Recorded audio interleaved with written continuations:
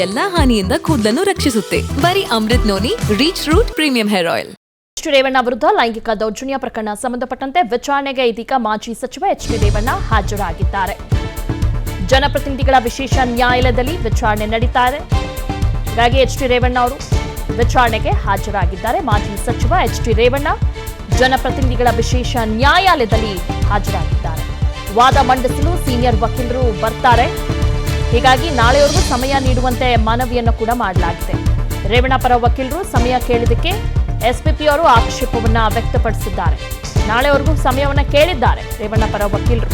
ವಾದ ಮಂಡಿಸಲು ಸೀನಿಯರ್ ವಕೀಲರು ಬರ್ತಾರೆ.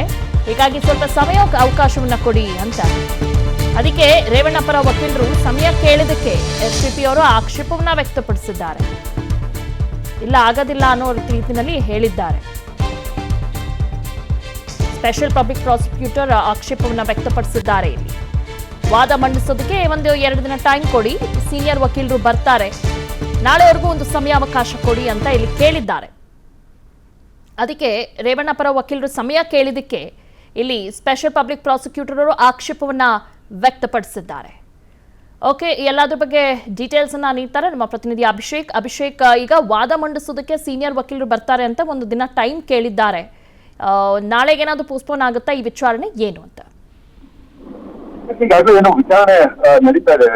ಅದರ ಮುಂದಿನ ಭಾಗ ಏನಿದೆ ಅಂದ್ರೆ ಇದಕ್ಕಿಂತ ಒಂದು ದಿನ ಸಮಯ ಅವಕಾಶ ಕೂಡಿ ನಮ್ಗೆ ಅದಕ್ಕೆ ಬೇಕಾದಂತಹ ಎಲ್ಲಾ ಏನು ಎವಿಡೆನ್ಸ್ಗಳು ಮತ್ತು ಒಂದಷ್ಟು ಸಾಕ್ಷಿಗಳಿರ್ತವೆ ಅದೆಲ್ಲವನ್ನು ಕೂಡ ಕೊಡ್ತೀನಿ ಅಂತ ಹೇಳಿ ಈಗಾಗಲೇ ವಾದವನ್ನ ಮಾಡ್ತಾ ಇರುವಂತದ್ದು. ಮತ್ತು ಈ ಒಂದು 364 ಸೀರೀಸ್ ಇರುವಂತಹ ಸೆಕ್ಷನ್ಗಳೇನಿದೆ ಅದೆಲ್ಲವೂ ಕೂಡ ನಾಮಫಲಕ ಆಗಿರುವಂತಹ ಒಂದು ಕಾರಣದಿಂದಾಗಿ ಈ ಯಾವುದು ಕೂಡ ಅಂದ್ರೆ ಆಕ್ಷೇಪಣೆ ಸಲ್ಲಿಸೋದಕ್ಕೂ ಕೂಡ ಸ್ವಲ್ಪ ಕಡಿಮೆ ಇದಾಗುತ್ತೆ. ಹೀಗಾಗಿ ಆಕ್ಷೇಪಣೆ ಯಾಕೆ ಸಲ್ಲಿಸ್ತಾ ಇದ್ದಾರೆ ಅಂತ ಹೇಳಿ ರೇವಣ್ಣ ಅವರ ಪರ ವಕೀಲರು ಏನಿದ್ದಾರೆ ಅವರೊಂದು ಹೇಳಿಕೆಯನ್ನು ಕೂಡ ನೀಡ್ಕೊಳ್ತಾ ಇರುವಂತದ್ದು. ಮತ್ತು ನನ್ನ ಜೀವನದಲ್ಲಿ ನಾನು ಮಾತ್ರವಲ್ಲ, ನನ್ನ ಕೂದಲು ಕೂಡ ಆಗಿರ್ಬೇಕು ಸ್ಟ್ರಾಂಗ್ ಅಂಡ್ ಸ್ಟೈಲಿಶ್. ಬರೀ Amrit noni reach root premium hair oil ನೊಂದಿಗೆ. Reach root premium hair oil. ಇಲ್ಲಿ ಒಂದು ಬಾರಿ 364 ಸೀರೀಸ್ ಅಂದ್ರೆ ಲೈಂಗಿಕ ದೌರ್ಜನ್ಯ ಪ್ರಕರಣದಲ್ಲಿ ಒಂದು ಬಾರಿ ಬಂಧನ ಆಗುತ್ತೆ. ಅಂದ್ರೆ ಗಂಭೀರ ಸೆಕ್ಷನ್ಗಳೇ ಆಗಿರುವಂತಹ ಒಂದು ಕಾರಣದಿಂದಾಗಿ ಒಂದು ಸಾರಿ ಬಂಧನವನ್ನ ಮಾಡ್ತಾರೆ. ಬಂಧನದ ಬಳಿಕ ಅವರು ಒಂದಷ್ಟು ವಿಚಾರಣೆಯನ್ನು ನಡೆಸಿ ಕೋರ್ಟಿಗೆ ಹೋದಂತಹ ಸಂದರ್ಭದಲ್ಲಿ ಅನೇಕ ಪ್ರಕರಣಗಳಲ್ಲಿ ಅಂದ್ರೆ ಈ ಹಿಂದೆ ನಡೆದಂತಹ ಅನೇಕ ಪ್ರಕರಣಗಳಲ್ಲಿ ಅವರಿಗೆ ಜಾಮೀನು ಕೂಡ ಸಿಕ್ಕಿದೆ. ಈ ಹಿನ್ನೆಲೆಯಲ್ಲಿ ಈ ರೀತಿಯಾದಂತಹ ಒಂದು ಜಾಮೀನು ಸಿಗುವಂತಹ ಸೆಕ್ಷನ್ಗಳು ಹಾಕಿದ್ದಾರೆ. ಹೀಗಾಗಿ ರೇವಣ್ಣ ಅವರಿಗೆ ಒಂದು ಜಾಮೀನನ್ನ ಮಂಜೂರು ಮಾಡಿ ಅಂತ ಹೇಳಿ ರೇವಣ್ಣ ಅವರ ವಕೀಲರೇನಿದ್ದಾರೆ ಅವರೊಂದು ಮನವಿಯನ್ನು ಕೂಡ ಮಾಡ್ತಾ ಇರುವಂತದ್ದು. ಹೀಗಾಗಿ ಸದ್ಯ ಜಯಾ ಕೊಠಾರಿ ಅವರು ಅಂದ್ರೆ ಎಸ್ಪಿಪಿ ಏನಿದ್ದಾರೆ ಅವರು ಕೂಡ ಒಂದು ವಾದವನ್ನು ಮಾಡ್ತಾರೆ. ಆರೋಪಿ ಬಹಳ ಸ್ಟ್ರಾಂಗ್ ಇದ್ದಾರೆ, ಪ್ರಭಾವಿ ಇರುವಂತಹ ಕಾರಣದಿಂದಾಗಿ ಅವರು ಮತ್ತಷ್ಟು ಸಂತ್ರಸ್ತರ ಮೇಲೆ ಒತ್ತಡವನ್ನ ಹೇರುವಂತಹ ಒಂದು ಕೆಲಸಗಳನ್ನು ಕೂಡ ಮಾಡುವಂತಹ ಸಾಧ್ಯತೆ ಇದೆ. ಹೀಗಾಗಿ ಅವರಿಗೆ ಜಾಮೀನನ್ನು ಕೊಟ್ಟರೆ ಉಳಿದ ಸಾಕ್ಷಿ ನಾಶಗಳಾಗುವಂತಹ ಸಾಧ್ಯತೆ ಇದೆ. ಮತ್ತು ಯಾರ್ಯಾರು ಈಗ ದೂರನ್ನ ಕೊಡೋದಕ್ಕೆ ಬಂದಿದ್ದಾರೆ ಅವರ ಮೇಲೆ ಪ್ರಭಾವವನ್ನ ಉಂಟು ಮಾಡುವಂತಹ ಸಾಧ್ಯತೆ ಇದೆ. ತನ್ನ ಬೆಂಬಲಿಗರಿಂದ ಅವರೊಂದು ಪ್ರಭಾವ ಮಾಡುವಂತಹ ಸಾಧ್ಯತೆ ಇದೆ.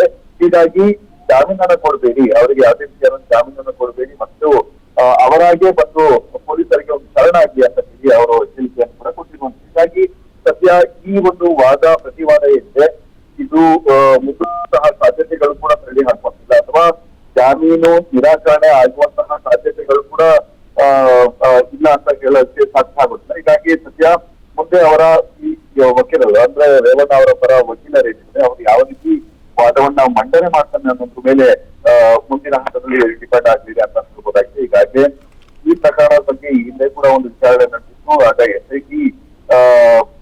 ಎಸ್ಐಟಿಗೂ ಕೂಡ ಕೇಳ್ತಾ ಇರೋದು ಸರಿಯಿಲ್ಲ ಅಂತ ರೇವಣ್ಣ ಅವರ ಪರ ವಕೀಲರ ಆಕ್ಷೇಪವನ್ನು ಕೂಡ ವ್ಯಕ್ತಪಡಿಸ್ತಾ ಇದ್ದಾರೆ. ಮತ್ತು ಬೆಳಿಗ್ಗೆ ಶರಣಾಗಿ ಅವರು ಕೋರ್ಟಿಗೆ ಬಂದು ಒಂದು ಅರ್ಜಿಯನ್ನು ಸಲ್ಲಿಸಿದ್ದಾರೆ ಕೋರ್ಟಿಗೆ.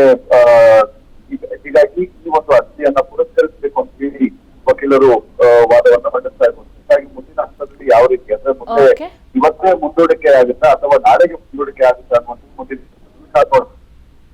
ಓಕೆ, ಥ್ಯಾಂಕ್ ಯು ತಮ್ಮೆಲ್ಲ ಡೀಟೇಲ್ಸ್ಗಾಗಿ.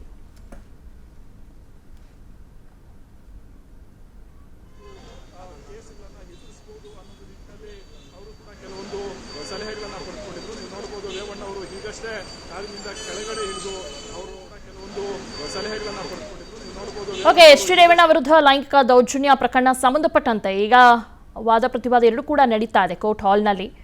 ಜನಪ್ರತಿನಿಧಿಗಳ ವಿಶೇಷ ನ್ಯಾಯಾಲಯದಲ್ಲಿ ವಿಚಾರಣೆ ನಡೀತಾ ಇದೆ. ಅನುಕ್ಷಣದ ಸುದ್ದಿಗಳಿಗಾಗಿ ವಿಸ್ತಾರ ನ್ಯೂಸ್ ಯೂಟ್ಯೂಬ್ ಚಾನೆಲ್ ಸಬ್ಸ್ಕ್ರೈಬ್ ಮಾಡಿ. ಹೊಸ ಸುದ್ದಿಗಳ ನೋಟಿಫಿಕೇಶನ್ಗಾಗಿ ಬೆಲ್ ಐಕಾನ್ ಕ್ಲಿಕ್ ಮಾಡಿ. ಲೇಟೆಸ್ಟ್ ಅಪ್ಡೇಟ್ಸ್ಗಾಗಿ www.vistaranews.com ವೆಬ್ಸೈಟ್ಗೆ ವಿಸಿಟ್ ಮಾಡಿ. ಅಂಗೈಯಲ್ಲೇ ಜಗತ್ತಿನ ಸುದ್ದಿ ತಿಳಿಯಲು ವಿಸ್ತಾರ ನ್ಯೂಸ್ ಕನ್ನಡ ಆಪ್ ಡೌನ್ಲೋಡ್ ಮಾಡಿ.